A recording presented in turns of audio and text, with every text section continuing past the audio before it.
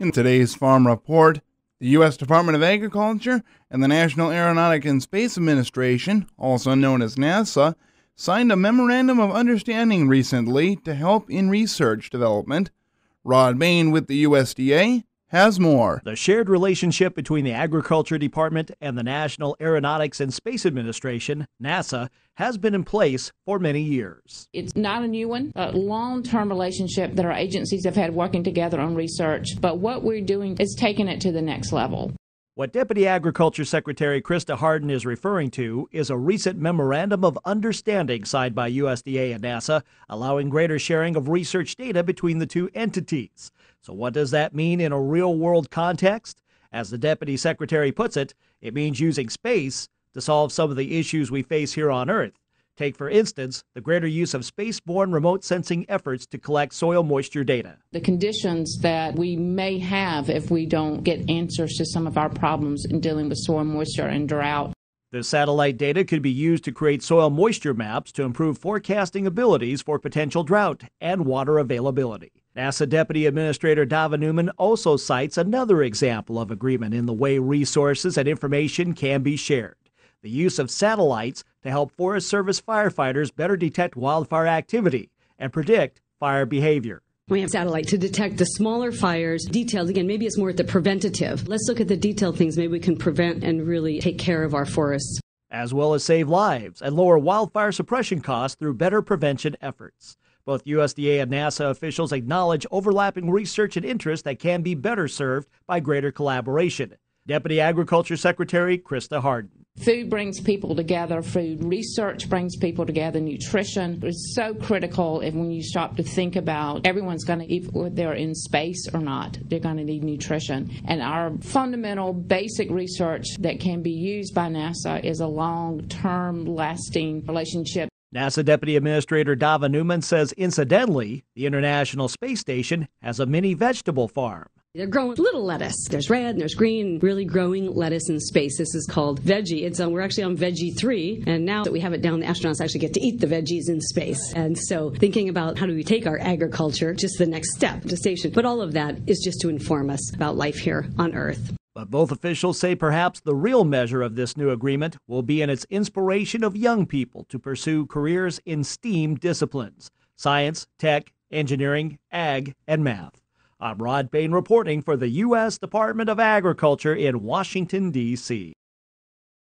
It started back in December with President Obama announcing, I've instructed Secretary Kerry to immediately begin discussions with Cuba to reestablish diplomatic relations. And on Monday, it happened.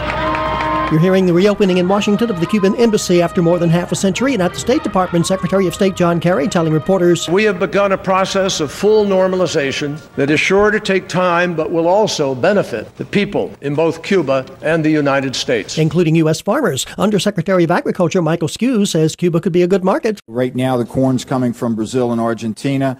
I think that we should be the #1 supplier for corn. Wheat's coming from the European Union and Canada. Again, there's no reason why that shouldn't come from the United States. 50% of the rice is coming from Vietnam. We should be the ones supplying the rice to Cuba. But for that to happen, Congress has to lift the trade embargo. Skew says right now we only sell Cuba about $300 million worth of farm products. If the embargo goes away, that number could be in excess of $1 billion. In Washington, Gary Crawford for the U.S. Department of Agriculture.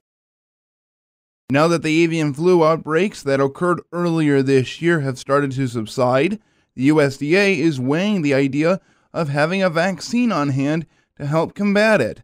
But, as the USDA's Gary Crawford reports, there are pros and cons to using a vaccine to go after the virus. Since December, avian flu has resulted in the deaths of over 48 million chickens and turkeys in this country. Hot weather has stopped the virus for now, but experts say the fall migration of wild birds could bring it back. And at the moment, in the United States, there is no vaccine approved or currently in use in commercial poultry for high-path AI. Dr. David Swain with the USDA's Agricultural Research Services Southeastern Poultry Lab, he told the Senate Ag Committee that work on a vaccine continues. Currently, ARS has developed a new vaccine seed strain for inactivated vaccines and is conducting protection studies in chickens and turkeys. But as in the case of atomic weapons, for example, it may be good to have an avian influenza vaccine for poultry in the arsenal, but do you really want to use it? Because there's pros and cons on the use of vaccine. Agriculture Department Chief Veterinarian Dr. John Clifford says first, just like human flu vaccines, it may not work on all birds all the time. So vaccinating an entire poultry house does not guarantee that one or more of those birds won't still get the virus. And if they do, we still will take out the entire flock, even though they're vaccinated. And Dr. Swain also says that flu vaccines are not the silver bullet you might think they'd be in countries where they have been used. A primary focus on vaccination for control has not led to immediate eradication. In fact, China, Egypt, Vietnam, Indonesia all use avian flu vaccines extensively, and Dr. Swain says, in these countries, prolonged vaccination use has been associated with vaccine failure and emergence of vaccine resistance. Also, Dr. Clifford says there's another huge issue that can make the decision to use vaccines an even more difficult one. He says in meetings with officials from several countries who normally buy U.S. poultry products, they told him that if we use a vaccine, they would stop all sales out of the U.S., exports to their countries until they've had adequate time to evaluate our actions. And the reason for that? Because worldwide people look at the use of vaccine at times as the inability to control the spread of the disease. So USDA scientists say they will likely have a vaccine developed and stockpiled by this fall when cool weather and wild bird southerly migration begin. But Dr. Clifford says to decide to use the vaccine, you have to weigh a loss of $3 or $4 billion in trade against the use of the vaccine itself, which will cost money to make and administer and might not even prevent having to destroy flocks in the first place. It's a difficult situation. In Washington, Gary Crawford for the U.S. Department of Agriculture.